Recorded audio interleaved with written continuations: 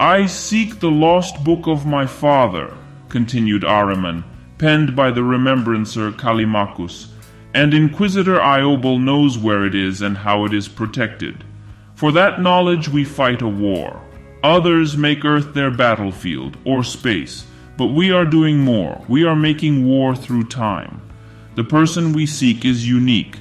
Perhaps there are others who know what we need, but Iobel is already linked to me, and that allows us to see the paths she may take in the future.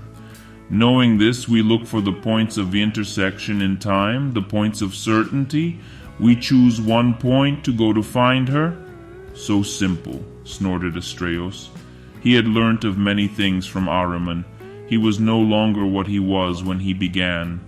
But there were things that still remained beyond his understanding. Most of them he had little desire to grasp. Ahriman gave a sad smile, his eyes suddenly bright. "It is both simple and not," he said. Beside him the tumbling shards of crystal spun together. A tree of crystal dust grew in the air, reaching into the sky above them. Ahriman continued, his eyes turning to look up at the growing sculpture.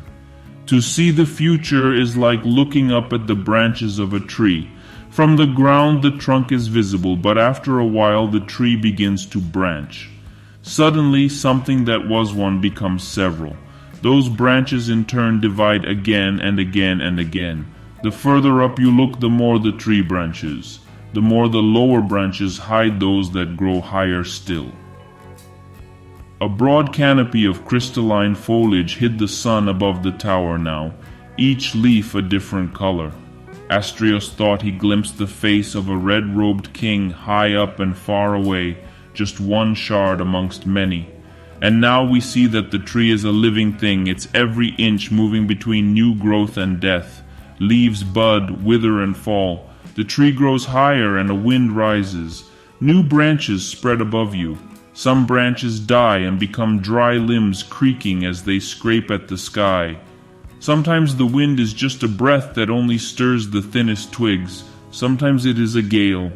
The tree sways, the branches thrash, and all the while through every change, every stir in the air, every new growth, you are looking up, seeing one pattern of branches change, glimpsing its height only to then have them hidden again. We see what is closest most clearly. What is further away perhaps not at all. Ahriman stood still, staring up, and then he looked down.